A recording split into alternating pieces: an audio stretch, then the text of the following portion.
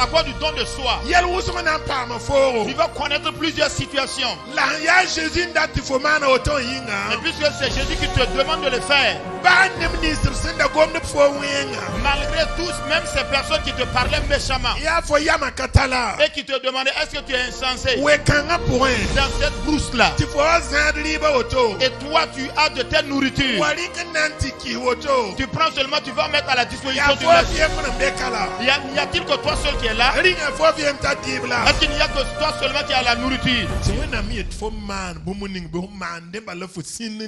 Et ce que Dieu te demande de faire, fais-le seulement et tais-toi et avance. Tu es le Dieu qui est et qui vient.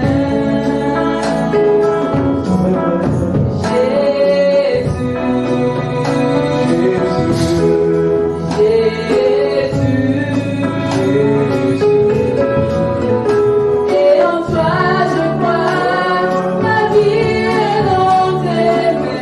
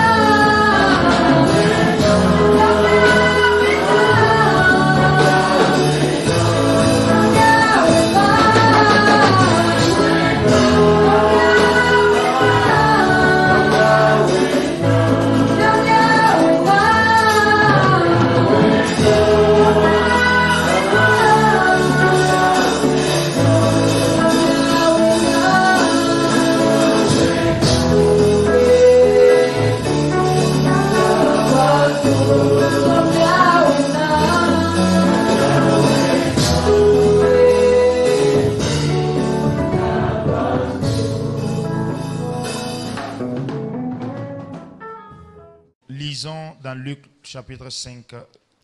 A Jésus sembe morning sambonti Genezaret nori nepkung didra bamba ndatin kelra bam goma bam ya kom koron da yib mogora nori zim yogad basin mbasi ampek abzim gamra bam kien kom korolga ye sin ya simo renda on constate on constate zar kwel kwaka bilfu lab zinda korolga pura zamaneba labam sen gomen se abiye la simo ya kenge koma soka lob zim gamra nyor zima asimo leka bambia karsamba ton tuma yunga teka en katolonyok bumba bumye la basro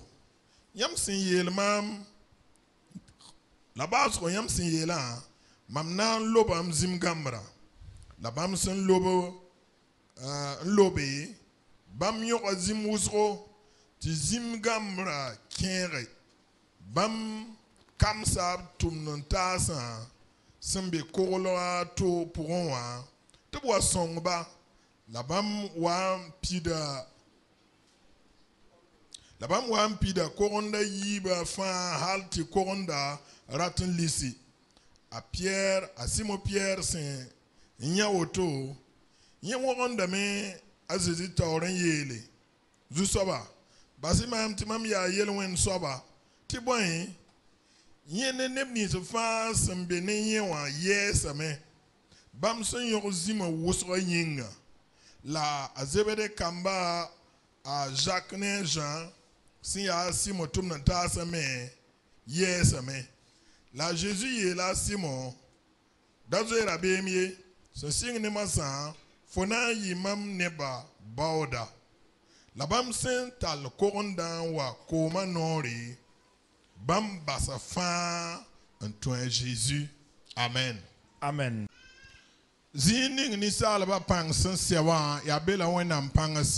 Alors là où se termine donc la force de l'homme, la limite de l'homme, c'est à ce niveau-là que commence la puissance actrice de Dieu.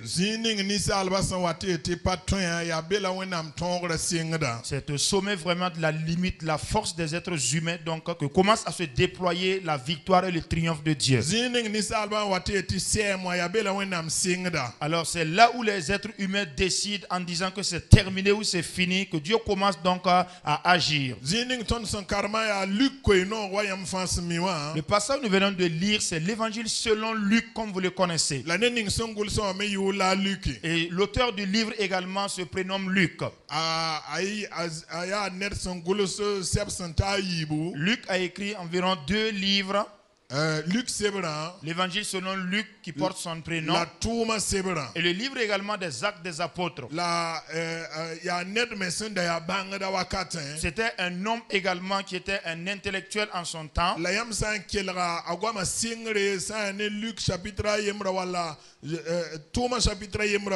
Lorsque vous remarquez donc l'introduction de ces passages, de ces livres-là, soit dans Actes le chapitre 1 ou encore dans Luc 1,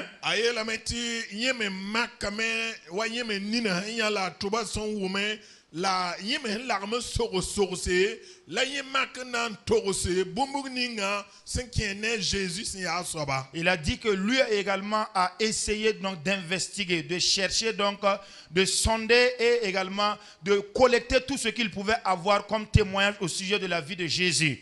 Dans les 4 évangiles,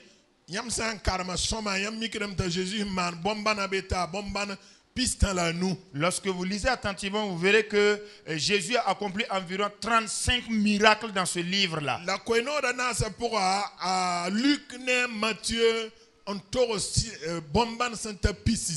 Mais dans les 4 évangiles, c'est Luc et Matthieu donc, qui ont fait mention d'environ 20 miracles que Jésus a accomplis.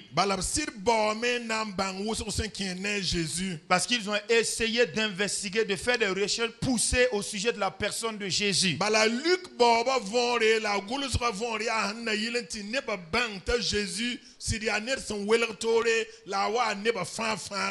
que l'objectif des recherches, donc des investigations de Luc, c'était dans le but de prouver au monde entier que Jésus est un homme particulier qui est venu pour le salut de tout le monde.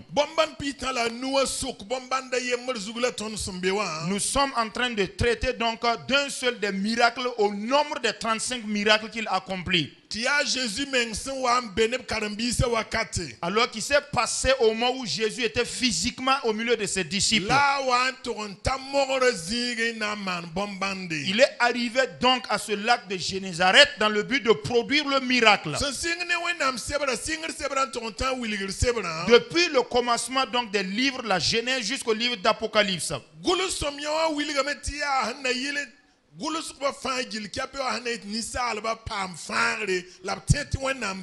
Les Saintes Écritures donc nous révèlent que tout le contenu de ces écritures là, c'est dans le but que les êtres humains comprennent que Dieu est et qu'ils soient sauvés. Mais dans la plupart des cas, lorsque nous lisons la parole de Dieu, nous pensons à la vie éternelle, qui est une chose tellement merveilleuse, bien saignant. C'est vraiment normal. C'est à cela également que Dieu voudrait nous inviter à penser.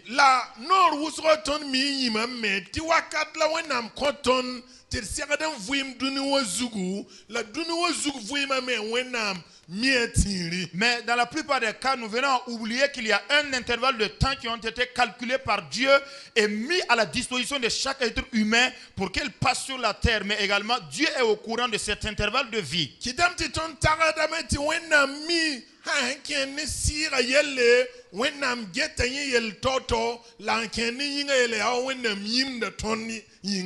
C'est ce qui nous pousse par moments donc à croire ou à penser que par ce qui touche la vie spirituelle, Dieu s'en occupe, Dieu est bien au courant, mais ce qui touche la vie physique, Dieu ne s'en soucie pas trop. Mais j'ai noté 3 points sur lesquels je voudrais inviter notre réflexion commune.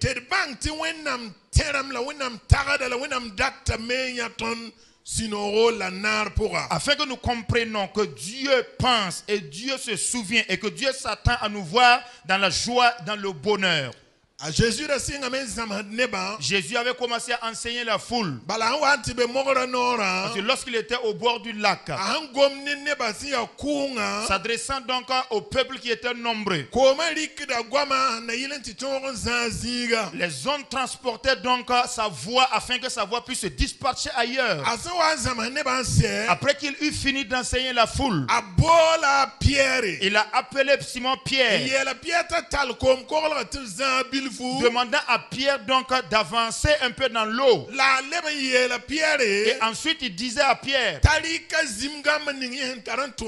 prends ton filet avec lequel tu vas pêcher tous les jours et jette dans les eaux en sorte de ramasser du poisson. Lorsque vous allez dans Jean chapitre 21, quand Jean devait donc retranscrire cette histoire, Jean a dit que Jésus est venu demander à ses disciples, n'avez-vous pas à manger?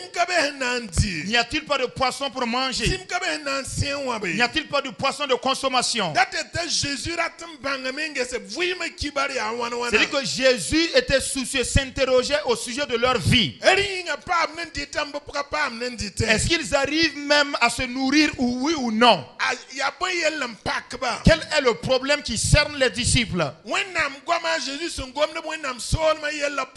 Après s'être entretenu avec les disciples au sujet du royaume des cieux, au regard de tout ce qui a un lien avec leur physique, quel est le souci qui se passe là-bas? Mais ils ont répondu à Jésus que depuis toute la nuit qu'ils sont sur le lac, Parce que dans la plupart des cas, les pêcheurs professionnels de poissons donc opèrent pendant la nuit. Parce que comme il n'y a pas le soleil du jour, le poisson n'est pas tellement agité. Ils se retrouvent ensemble dans un même lieu de repos.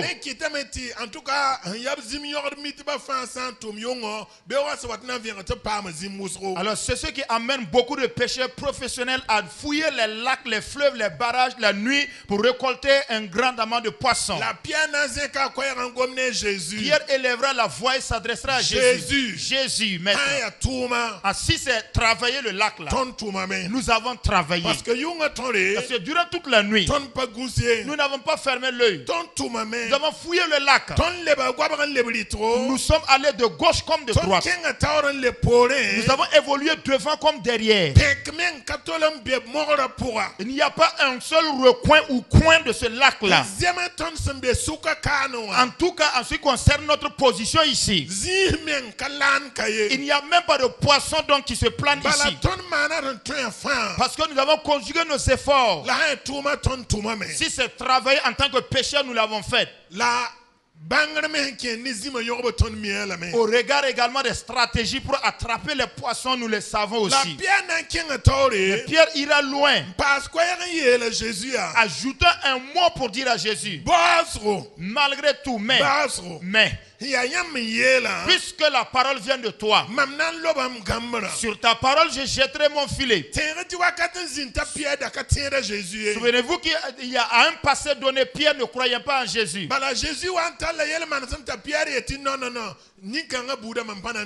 Parce que Jésus avait affiché un comportement et Pierre avait dit de telle personne je ne les suivrai pas. Parce que les Pierre étaient assis s'attendant à une personne qui est un véritable héros,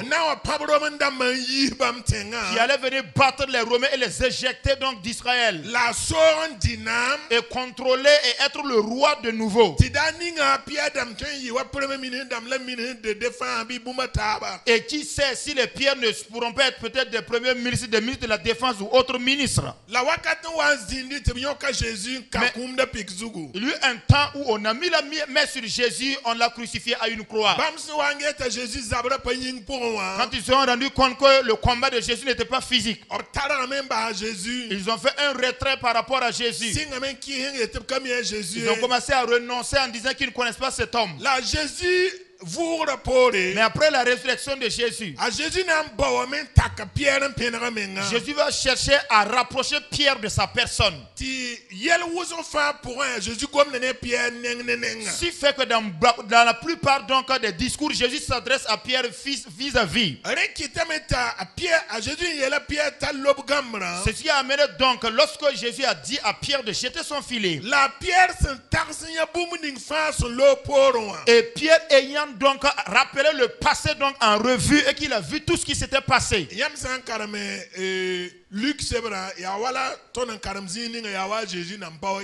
Alors lorsque nous lisons dans l'évangile selon Luc, dans le passage où nous avons lu, c'est comme si Jésus n'était pas encore mort.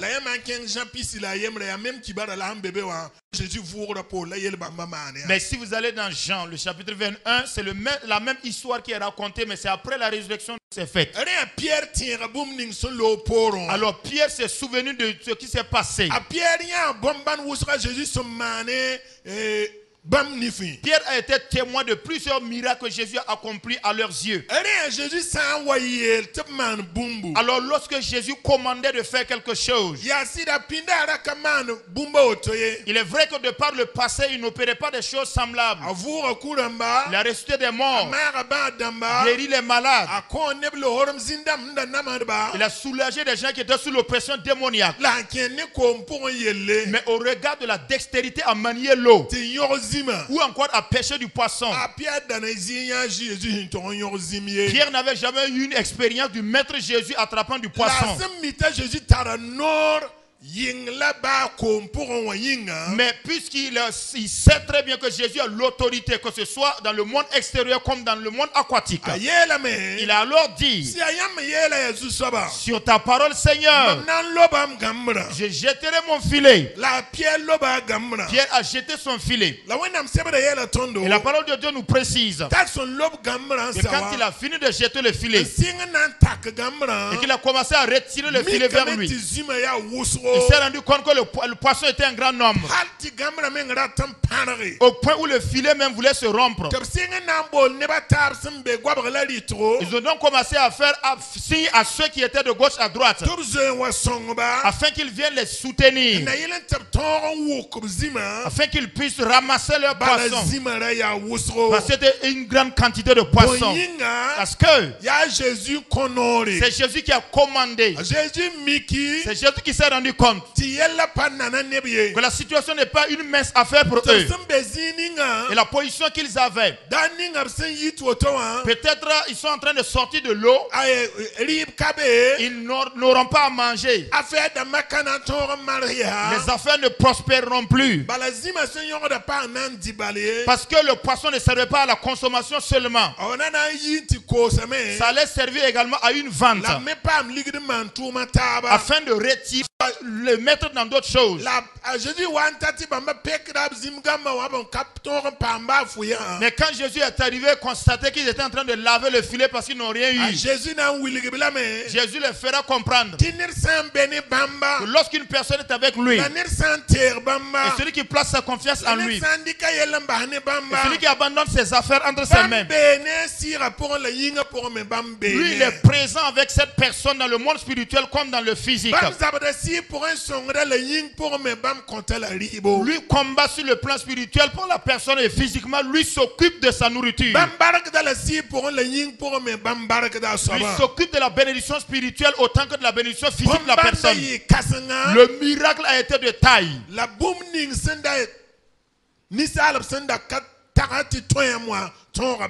Mais chose que les êtres humains n'avaient jamais réalisé, sa possibilité a été possible en ce jour. Mais la parole de Dieu déclare que la chose a épouvanté Pierre. Les associés de Pierre, Jean ainsi que Jacques étaient aussi tous dans le même étonnement, parce qu'ils connaissaient Jésus dans l'opération de la guérison des malades. Ils connaissaient Jésus dans la chasse des démons. Ils connaissaient Jésus dans plusieurs autres terrains. Mais par rapport à de telles situations, eux n'ont jamais vu Jésus opérer comme ça. Et cela a fait en sorte qu'ils ont cru en Jésus. Et ils se sont donnés tout entier à Jésus. La plupart des miracles que Jésus performe a pour but de faire comprendre à ceux qui le suivaient que lui a la capacité, quelle qu'en soit la situation qui advienne, et même lorsque les hommes auront déclaré ça n'est terminé, lorsque lui arrive, alors il arrive à la limite donc de la possibilité des hommes et il continue donc frayant un nouveau chemin. Je demanderai à ce que vous lisez donc dans le premier passage dans l'évangile selon Jean. Jean chapitre 6 le verset 1. Depore a Jésus qui a Galilée mora runde Tibériade neb ko nguso tu bamba bam sinya bomba na obsemane bada menyinga a Jésus rutanga zugu labzinda neb kalimbi sa bene la pak se ya jifra ma kibsa kolorame a Jésus se ze ko nenga ya neb ko nguso ka sen wat bam nenge e so ka Philipia tonanda libye ne ti sek neb kan sa fa libu la biela woto ndato makiyenda ngese tibwe e mengmi bum ninga sena mane a Philippe le kabamya ba ton sanda bourdenier kobsi concept net kam fa pa bilfie e karambiga André ya Simon Pierre babiga ye la bamya Biga yam rambeka antarbura nu semane orjuzom la zimbon ga yibu. La bam ya boy ne busroto. A Jésus ye la me. Pikiti ne bezindi. La mor wusronda bezikanga. La rapa zinda me la sora kolora tusonu. A Jésus rika bura ning barka en puindem ni sizibewa. La bam mana woto ne simame te fa pam obsenda tateka. Amen. Alléluia. Alléluia. Ce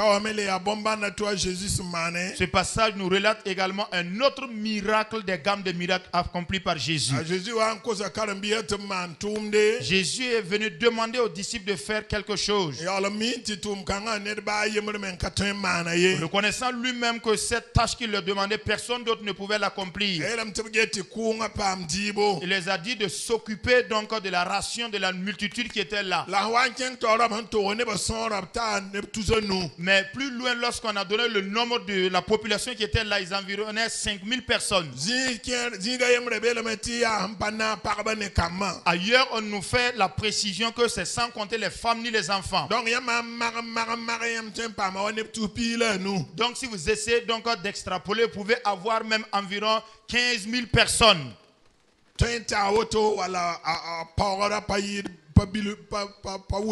Voilà, peut-être 15 000 personnes ou sensiblement égal à 15 000 personnes. Mais c'est Jésus qui a ordonné à ce qu'on fasse ainsi. Et ils n'ont pas été en mesure. Mais plus loin encore, ils sont venus informer à Jésus. Il nous serait difficile, Jésus, d'aller dans une autre contrée et d'acheter de la nourriture. Mais au milieu de la foule qui se tient ici, il y a seulement qu'une seule personne et de surcroît un jeune homme qui a par devers lui donc 5 pains ainsi que 2 poissons. Ce qui a fait qu'ils vont prendre pour appui ou pour base le peu donc que ce jeune homme avait pour opérer un miracle. À Jésus,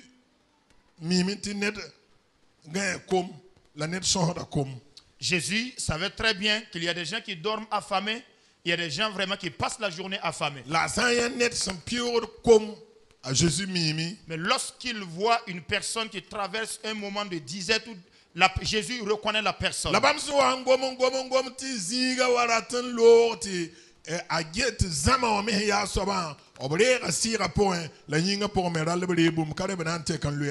Mais dans son long discours, il s'est rendu compte par la suite que le temps était vraiment suffisamment passé. Et il savait très bien que c'est vrai que ces personnes ont reçu spirituellement, mais il leur fallait recevoir physiquement, sans quoi il manquerait de force. À cause de cela, ce qui a fait que le miracle que Jésus a fait surpasse les calculs humains. Cela dépasse les imaginations des hommes. Chose que les êtres humains ne pensaient même pas pouvoir se réaliser. Mais avec Jésus, puisque c'est lui qui a parlé, un miracle se passera. Parce que pour les disciples, cette situation n'avait même pas de solution. Humainement parlant, il n'y a pas d'issue par rapport à de telles situations. Alors prenons un exemple, la maison du peuple remplie. La salle de la maison du peuple, les places assises là prennent un contenu de 3000 personnes. Évaluer vraiment la multitude là.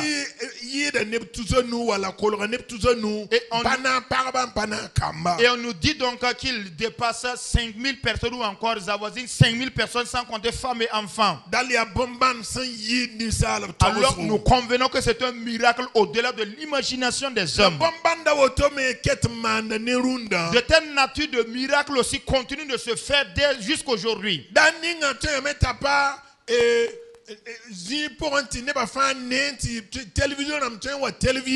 C'est évident que par moment, ce n'est pas sur le champ, par exemple, comme ça, où des chaînes de télévision pourront venir immortaliser. Mais dans la vie de chaque personne pris de façon isolée, de tels miracles peuvent se signaler. Dans le service de certaines personnes, de tels miracles peuvent s'opérer. Dans les domiciles, dans les résidences de certaines personnes, de tels miracles peuvent se signifier. Parce que la parole de Dieu nous dit que Jésus-Christ est le même hier, aujourd'hui et éternellement. Ce qu'il a opéré au temps de Pierre avec Pierre. Ce qu'il a opéré sur les lacs là. Ce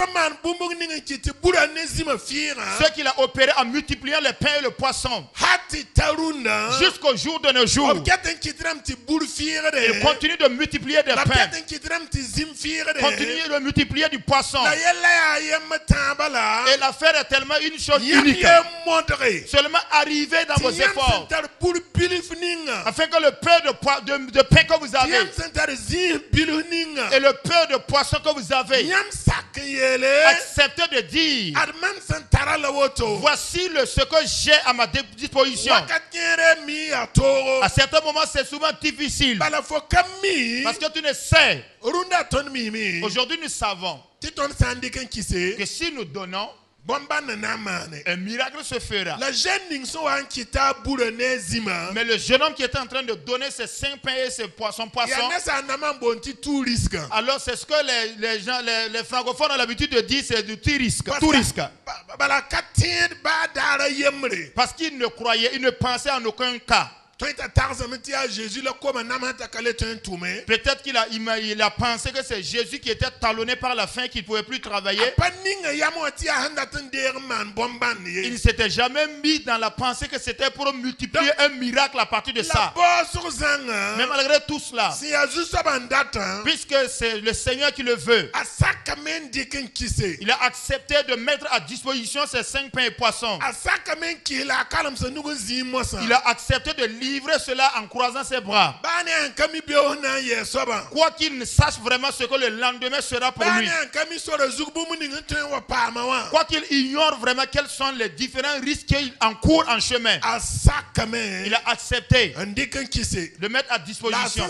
Quand il a accepté de le donner, grâce à lui, sur sa foi, sur sa confiance, non seulement il arrivera à trouver à manger, et il sera un canal. Et lui, sa seule foi, à lui seul, sa seule initiative, le pas, son seul pas à lui fera en sorte que 5000 personnes arrivent donc à se nourrir, que 5000 personnes arrivent à rendre grâce à Dieu, à ce que 5000 personnes se réjouissent. Mais avant la réjouissance de 5000 personnes, il fallait qu'une personne prenne l'initiative de déclencher la foi. Ce n'est pas tout le monde qui a le même niveau de foi. Mais il y a des moments où c'est obligé pour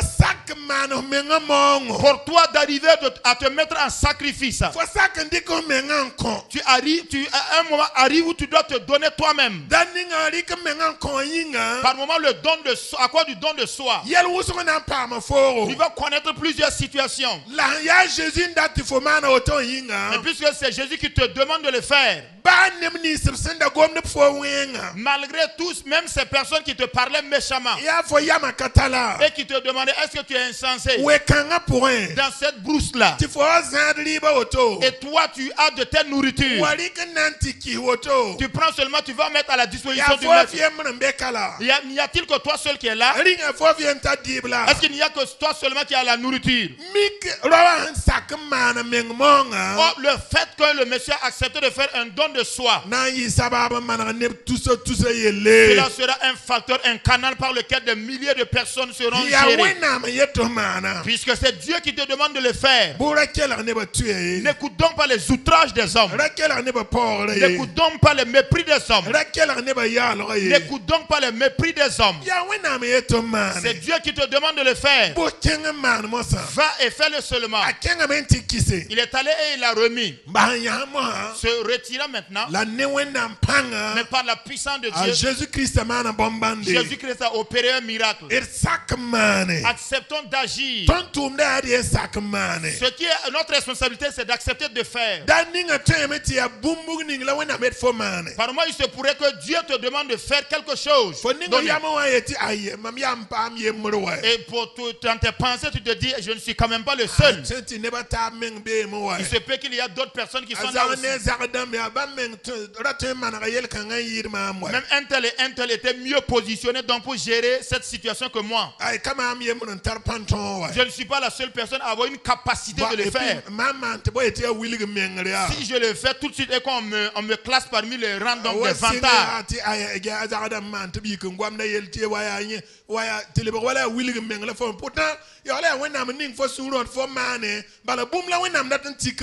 Alors si je me mets à le faire, les gens vont commencer à dire voilà les intellections des vantards, c'est parce qu'il a besoin qu'on le voit seulement qu'il s'est mis à le faire. Pourtant c'est Dieu qui t'a mis à cœur de le faire.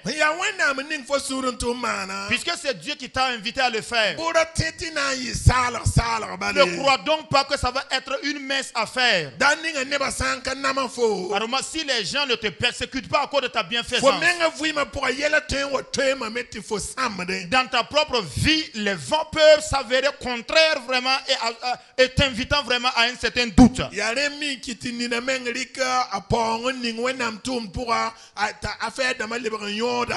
Et c'est ce qui amène certaines personnes, après avoir investi donc certaines finances dans l'œuvre de Dieu, leurs affaires commencent maintenant à ne plus trouver le chemin.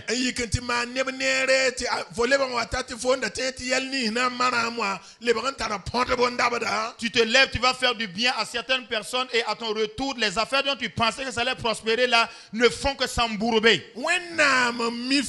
C'est Dieu qui connaît tout. Les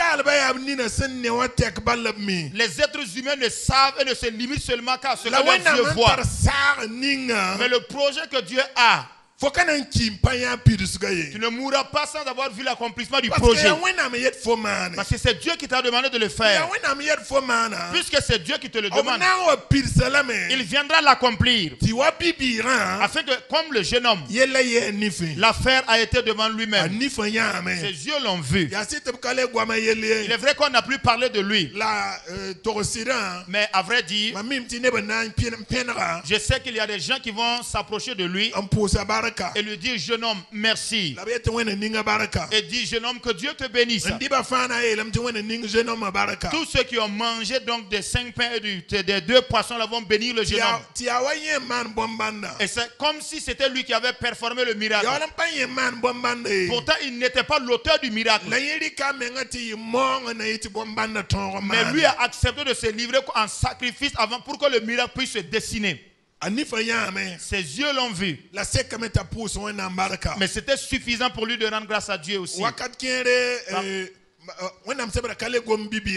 Alors, il est vrai que la parole de Dieu n'a plus fait encore mention de ce jeune homme. Mais je sais que si c'est vraiment, en tout cas, gagner un avantage, en tout cas, il a tiré un grand avantage, donc plus que les 5000 autres personnes. Parce qu'il s'est donné en sacrifice. Mais grâce à son obéissance, non seulement lui-même a été béni,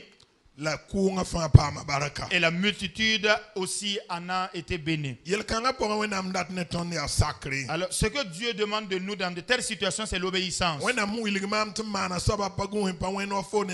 Alors, ce que Dieu m'a indiqué de faire ou mis à cœur de faire, il se pourrait que ça ne ressemble pas à ce qu'il t'a montré de faire. Ce qui est clair, c'est que si Dieu nous indique de faire quelque chose, nous recommande de faire quelque chose, nous arrivons à le faire. Il y a quelque chose qui se passe aussi. Je demanderai à ce que nous lisons le dernier verset. L'évangile selon Jean, le chapitre 2, le verset 1er, verset 11.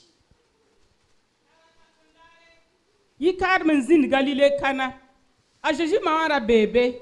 La bola Jésus ne peut pas me mettre. La rama pora me, ta Jésus m'a yel bia. Bam kale ta dame ye. A Jésus le kanyenda. Para, ya boitif tours mam. Mam wakat na katanani. Bam ma yel ab tuntun baya. Bam si yel yam timan bumuninga fan. Bi mani. La konyusa yobandam. Konyusa yobe sema ni kugunda bebe. Tu jifra mara tara ningri ko mon père de messe wasi zem su jifra mba minungu. La yemer fan. Tara litre pisopoe wala kwabaga. A Jésus ye la bam ya. Bisu konyu kensa ne komti pidi. La bam si bam hati pidi intabnoya. Bam ye la neba ya. Bi tour masan ntalanti konsingeta riba ye la. La talamenti kwen. Ni ninga singeta riba ye la sin lem koma sin lebrama. A kamye sin yizi ninga ye. La tuntunba sin to koma mimi. Ni bola sin mana karma yele ya. Ni ba fa kontara no ka kipsa singre ti ni ba sanyu usro bi violon koram sin katapina la yam basara no ka hatita masa a Jésus mana bam pipi bom banda woto Galile kana bam wiligab zira la karimbisa tin bamba. Amen. Il y a des gens qui se basent sur ce verset là pour bien siroter l'alcool. Bon, ce n'est pas notre thème comme ça. Revenons sur notre thème de notre message. C'est Jésus qui a opéré un miracle.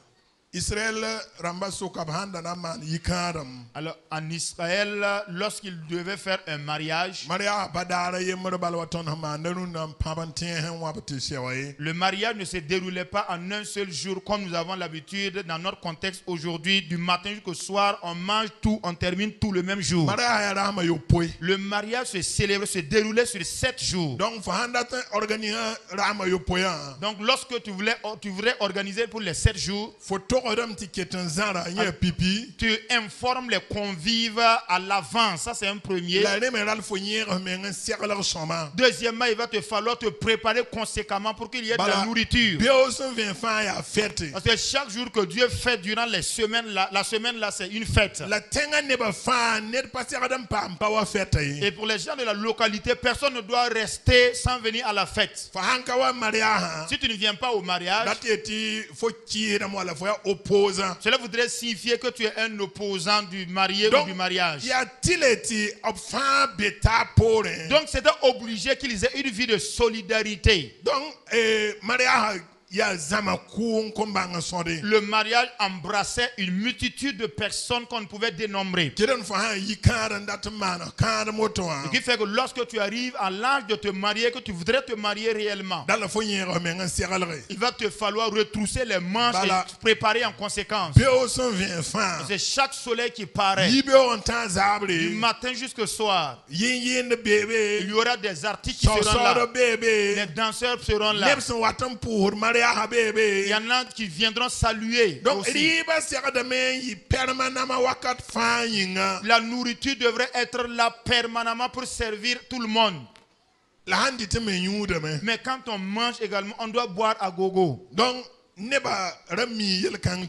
tout le monde était au parfum de ces choses-là.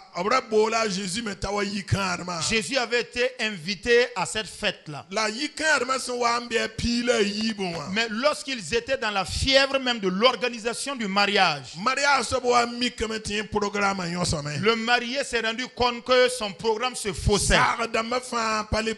Tous les projets sont en train donc de tomber dans l'eau.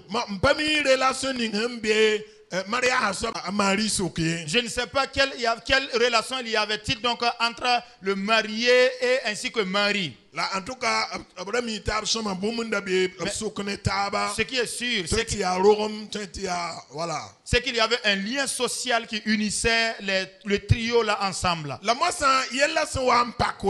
Lorsque la situation s'est avérée difficile, c'est ce qui a poussé Marie à se rendre auprès de son fils Jésus.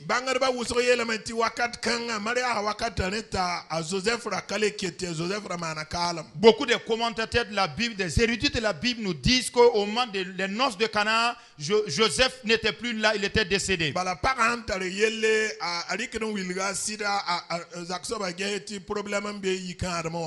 que lorsqu'une femme a une affaire qui la dépasse sérieusement, elle partage donc à son mari, à mon mari, il y a un problème dans le mariage. Mais du fait de l'absence du père de la famille, c'est ce qui a amené Marie à s'adresser donc à son fils aîné.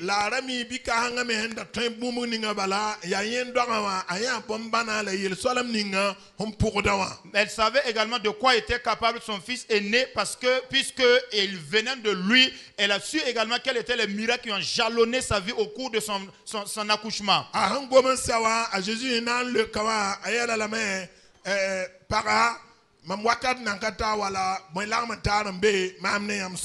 la fin de son discours, Jésus lui a répondu: Femme, qu'y a-t-il entre toi et moi? Mon heure n'est pas encore arrivée.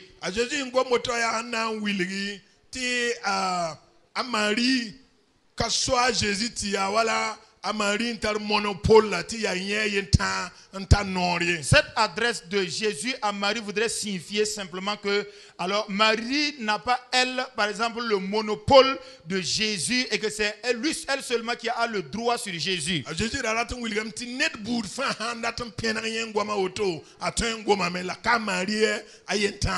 Jésus voudrait seulement apporter la preuve, dire simplement que toute personne était libre de s'approcher de lui pour s'adresser comme Marie l'a fait, mais ce n'est pas seulement à Marie qu'il a ouvert cette possibilité. La Bible dit que lorsque Marie s'en est allée, elle est allée dire aux serviteurs: tout ce que le Fils vous dira de faire, astreignez-vous à le faire. Donc là également, il y a quelque chose, une invite à faire quelque chose. Jésus leur a dit: vous voyez les vases qui sont là, remplissez-les d'eau.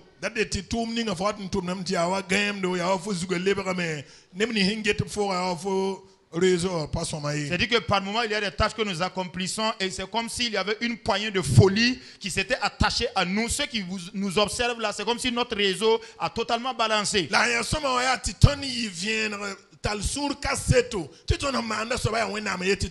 Mais ce qui est bon pour nous, c'est d'avoir vraiment la ferme conviction que ce que nous sommes en train de faire, là où nous déployons notre énergie, c'est Dieu qui nous demande de le faire. Tout ce que le Fils vous dira de faire, faites-le. Et le Fils demande de remplir les vases d'eau.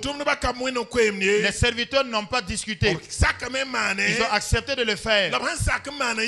Mais à cause de leur obéissance, on leur a encore dit: c'est vous qui aviez mis l'eau. Puisez-en encore. Buvez et apportez cela en l'ordonnateur. Le miracle s'est produit. L'obéissance fait naître le miracle et les prodiges. Apprenons à écouter Dieu et apprenons à mettre en œuvre ce que Dieu veut. Là nous verrons la puissance de Dieu au milieu d'un endroit où les gens disent impossible, au milieu donc de la déclaration de cette terminée des hommes, au moment où les hommes disent que là il n'y a plus de solution d'alternative. Dieu intervient à ce niveau-là et l'affaire trouvera une solution parce que lui il est capable de tout. Ne nous bornons pas seulement à croire que c'est lorsque nous sommes malades que nous invoquons Dieu, ou alors c'est lorsque nous voulons la plénitude du Saint-Esprit que nous prions sans relâche. Si nous avons besoin de nourriture également, prions. Et ce que Dieu nous demandera de faire, faisons-le aussi. Si Dieu nous demande d'être un sacrifice, acceptons d'être le sacrifice.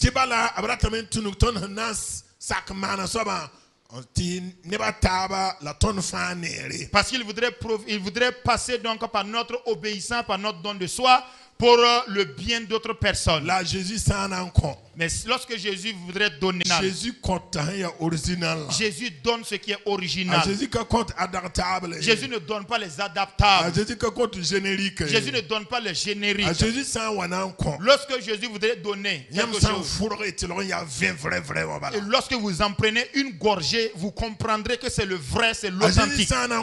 Si Jésus veut vous donner, il donne en abondance pour que vous soyez comblés, afin que plus d'une personne n'en puisse se rassasier. Lorsque Jésus veut opérer un miracle, comme ce qu'il a fait sur le lac, à peine ils ont jeté les filets, ils ont ramassé une grande quantité de poissons. Pour terminer, je voudrais dire, il se peut que tu sois animé d'une pensée. Il se peut que tu as vraiment un projet. Nous sommes dans des temps vraiment un peu difficiles. Surtout dans un moment de coronavirus. Et beaucoup de personnes ont déclaré que maintenant nous sommes cloués à terre. Ce sont les nantis qui vont continuer à s'en sortir. Nous qui étions les pauvres de la population, on va également être reclus. Notre Dieu est un Dieu de miracles. Mets-toi dans la pensée que tu as un Dieu au-delà de tout. Et là où les êtres humains déclarent que ça n'est terminé, c'est fini. Lorsque notre Dieu arrive, ça ne sera pas terminé. Invoque Dieu. Demande à Dieu. Accepte que Dieu prenne le lead dans ta situation. Tu verras alors un bon nombre de miracles se faire. Ce que nous font souvent souffrir, c'est que nous voulons déployer notre intelligence. Comme les pierres qui travaillaient sur le lac. Ils ont fini carrément leur stratégie. Mets de côté ta technique. Mets de côté ton habileté. Ta capacité dont tu te réclames là, en fait, tu ne peux rien faire. Mets de côté tout cela. Confie-toi à la sagesse de Dieu. Confie-toi à la puissance de Dieu. Abandonne tout pour Dieu. Manifeste ta foi envers Dieu. Manifeste ta confiance envers Dieu. Comme le jeune homme en a fait aux disciples et à Jésus. En livrant son pain. Après cela, tout ce qui a suivi, c'est du bonheur. Tout ce qui a suivi, c'est la joie. Tout ce qui est venu par la suite, c'est l'élévation. Fais seulement le pas seulement. Fais seulement l'initiative du pas. Fais seulement le pas. Et je peux que tu as ton projet. Recommande ton projet à Dieu. Si Dieu te donne l'ordre d'aller, avance. Avance. Il se peut que c'est un domaine dans lequel les gens ne s'en sortent pas. Il se pourrait que ce soit un domaine, toute personne qui fout sa tête dedans n'y sort pas. Il se peut que c'est un terrain, c'est un domaine vraiment où on n'est pas épanoui.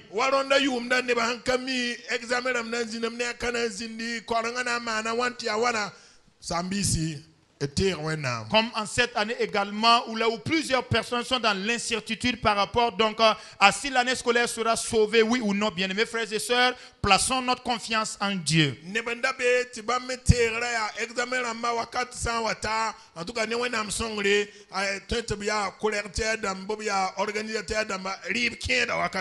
y a ces personnes-là donc qui comptaient vraiment à chaque approche des examens. Peut-être qu'ils sont des surveillants, des correcteurs ou d'autres personnes autour donc des examens, et il se pourrait, et à ce moment il y a l'argent qui doit rentrer.